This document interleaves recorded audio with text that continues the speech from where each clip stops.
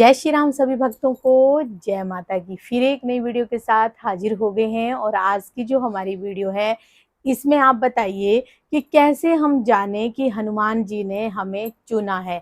क्या कोई हमारी परीक्षा होती है या क्या कोई हमें संकेत मिलते हैं जिससे हम जान सकें जो है कि हनुमान जी ने हमें भी चुना हुआ है। तो आज की वीडियो इसी विषय पे होने वाली है। हमारे साथ अंत तक बने रहिए, तभी आपको सारी वीडियो समझ में आएगी। अगर वीडियो अच्छी लगती है तो लाइक करें, शेयर करें, कमेंट करें। चैनल पे पहली बार हैं तो चैनल को भी जरूर सब्सक्राइब करें। चलिए शुरू करते हैं आज की वीडियो। जय श्री राम। जय श्री राम, जय श्री बालाजी महाराज, जय माता दी। बाबा की भक्ति करते हैं हम, दिन करते हैं, सुबह करते हैं, शाम करते हैं, रात करते हैं। जब भी हमें समय मिलता है तब भी हम बाबा की भक्ति करते हैं। सबसे पहले तो बात ये होती है कि भक्ति हम जिस इष्ट की कर रहे हैं वो भक्ति करवा रहे हैं तो हम कर रहे हैं, नहीं तो हमारी तो क्या औकात हम किसी भी प्रकार की बाबा के नाम का प्रचार कर सके, प्रभु श्री राम के नाम का प्रचार कर सके। क्योंकि बाबा स्वयं अपने भक्तों को चुनते हैं, जैसे कि मैं अपनी हर वीडियो में आपको बताता हूँ। बाबा के नाम का प्रचार करना, उन्हें अपने प्रचार करने की क्या आवश्यकता है?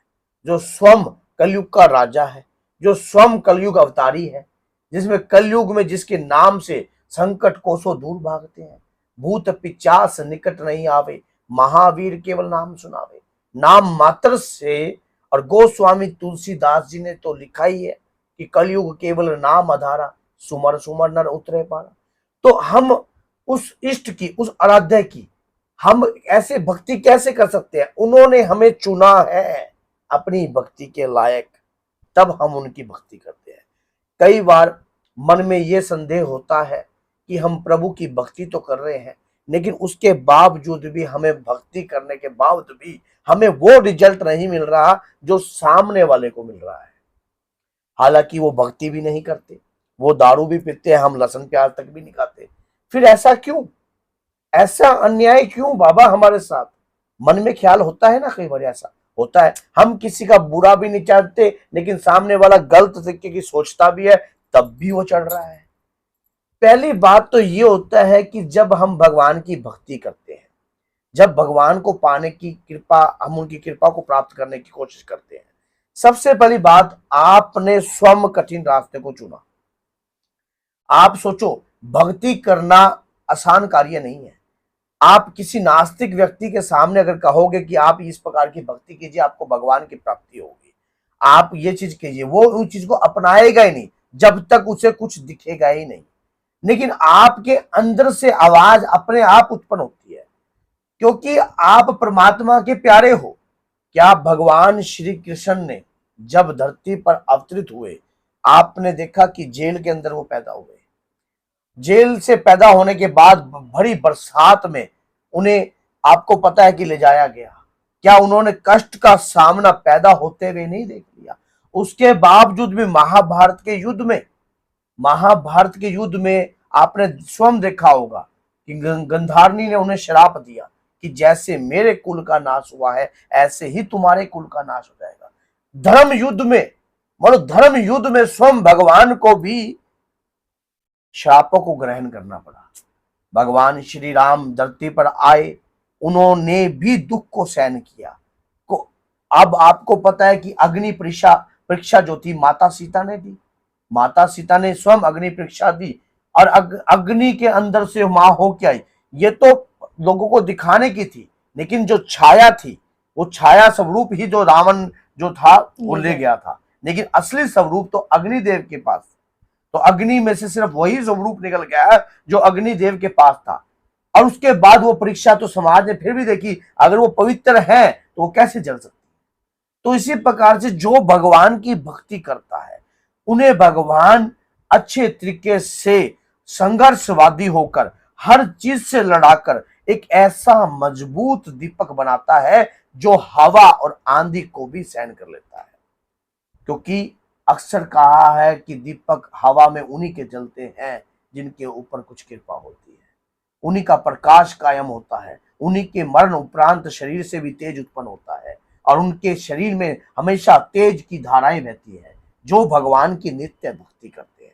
कष्ट तो ये तो एक हमारे जीवन का सीखना और एक संघर्ष है, अगर आपको हनुमान जी ने चुना है, अगर आपको आपके साथ कुछ ऐसी ऐसी घटनाएं होंगी, ऐसे ऐसे चीजें होंगी जिससे आपको स्वयं पता लग जाएगा। जैसा कि किसी के प्रति आप अन्याय करने से भी 100 बार सोचोगे, कहीं पे आप कोई गलत कार्य होगा उससे भी आप 100 बार सोचोगे कि यार ये चीज गलत है, ये चीज नहीं होनी चाहिए। अगर हनुमान जी आपसे भक्ति चाह रहे हैं तो आपके अंदर इस प्रकार की भावनाएं उत्पन्न होने लग जाएगी, ये जीवन के बदलाव हो जाएंगे, गलत को गलत दिखने लग जाएगा, सही को सही चलने लग जाओगे, आप अपने आप में खुद परिवर्तित होने लग जाओगे, अपने आप बदलाव करने लग जाओगे अपने अंदर। ये चीज मैं नहीं कर सकता, क्योंकि आपको ये लगता होगा जैसे कि आपके शरीर में कोई भूत नहीं है, कोई प्रेत नहीं है, लेकिन आप फिर भी कुछ परहेज करके चल रहे हो, अपने जीवन का कुछ अनुशासित लेकर चल रहे हो, अपने जीवन में कुछ अनुशासन पैदा करके चल रहे हो। तो ये बदलाव जो उत्पन्न हो रहे हैं ये कौन करवा रहा है? हमारी क्या हैसियत हम कोई अपने जीवन को बदल सके? वो चाहते हैं तो आप बदल रहे हो, वो चाहते हैं आप नित्य नेम सुबह 4 बजे अगर भक्ति कर रहे हो, कोई कोई शक्ति आपको उठा रही है कि आप भक्ति करो। अगर आपने अपने नित्य अपने जीवन में आप ये मांग रहे हो, अगर आपने जैसे एक दिन भक्ति नहीं करी तो आपको ऐसा लगेगा जैसे आपका शरीर खाली खाली है, कि आज आपने ये कार्य छोड़ दे कि आप उससे बहुत कुछ खो सकते हो। एक डर महसूस रहेगा कि आपकी भक्ति अगर आपसे छिन जाए तो आपका जीना मानो दुर्बार हो जाएगा। अगर ऐसी ऐसी भावनाएं अंदर उत्पन्न होने लग जाती हैं, आपको बाबा जहां भी आप बाबा के भजन सुनते हो, बाबा के नाम की चर्चा सुनते हो, आपके अंदर से एकदम एकदम आंसू की धाराएं उत्पन्न होने लग जाती है। वो बखान नहीं कर सकती, वो लफ्जों में नहीं बयान कर सकते आप, लेकिन वो जो हो रहा है जिसके साथ होता है। अब कई व्यक्ति सोचते हैं यार देखो, जो अंदर की बात है वो बाहर लफ्जों पे कैसे ले आ सकते हैं? आप खुद सोचो कि जो अंदर से प्रेम करता है वो दिखावा नहीं करता, कभी भी उसे दिखावे की आवश्यकता नहीं होती, और चढ़ाने वाले स्वयं बाबा ही होते हैं। तभी कोई किसी के नाम का प्रचार कर सकता है, तभी कोई किसी अपनी भक्ति का कार्य कर सकता है, नहीं तो ऐसे कर नहीं सकता। अगर वो शक्तियां चाहती हैं कि आप भक्ति करो तो आप कर रहे हो, अगर वो चाहेंगी नहीं तो आप भक्ति एक दिन भी नहीं कर सकते, एक दिन भी भक्ति नहीं कर सकते। आप बाबा की भक्ति हर पल करते हो, सुबह करते हो, शाम करते हो। आप कभी ये मत सोचना कि आपको कुछ नहीं प्राप्त हुआ। मैं कह रहा हूं कि आपको वो चीज प्राप्त हो रही है जो किसी को भी नहीं हो रही है, क्योंकि उनकी भक्ति एक रहस्यमय शक्ति और है, भक्ति में शक्ति है।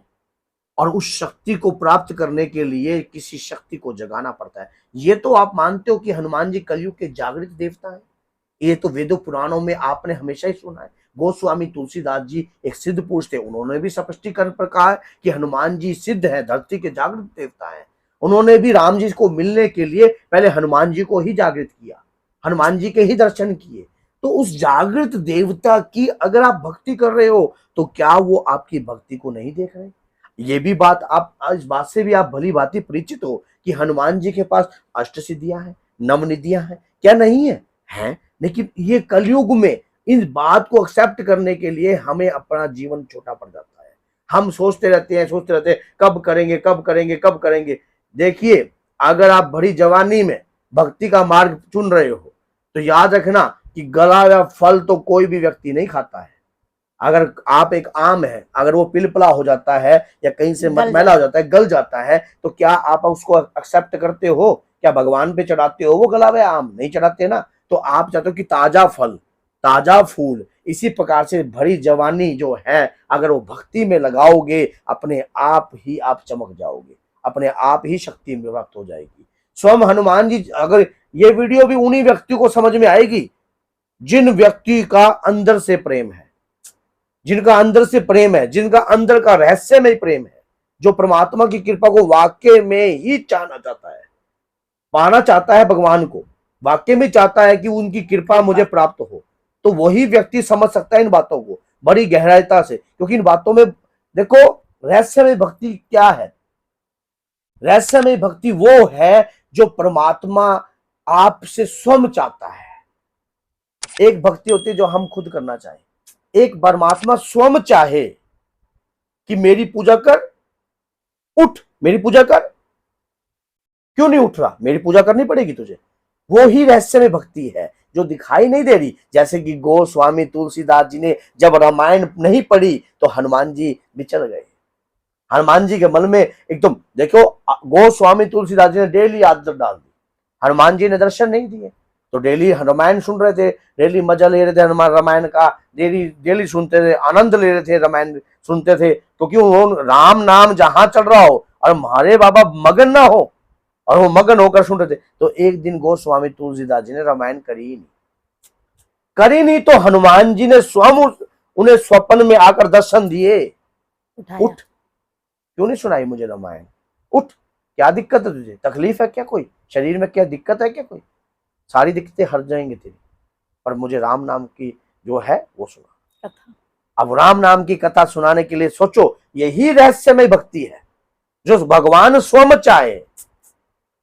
हमें चुनते हैं वो स्वयं, कब चुनते हैं, जब हम जागृत होते हैं, क्योंकि हनुमान जी जो है वो जागृत देवता है। जिस दिन हम अपने इष्ट के प्रति जागृत हो जाएंगे, जिस दिन हम अपने इष्ट के प्रति, उनके श्री चरणों के प्रति व्याकुल हो जाएंगे, उन्हें पाने की इच्छा हमारे अंदर से प्रबल उत्पन्न होने लग जाएगी, उस दिन समझ लेना आपके अंदर रहस्यमय भक्ति जागृत हो रही है। अगर ये अवस्था आपकी हो रही है तो समझ लो स्वयं बाबा ही चाह रहे हैं आप भक्ति करो, रहस्यमय ही भक्ति करो, ऐसी कृपा करो ताकि परमात्मा स्वयं तुम्हें चुने। तो बोलिए जय सीताराम, जय श्री बालाजी महाराज, जय माता।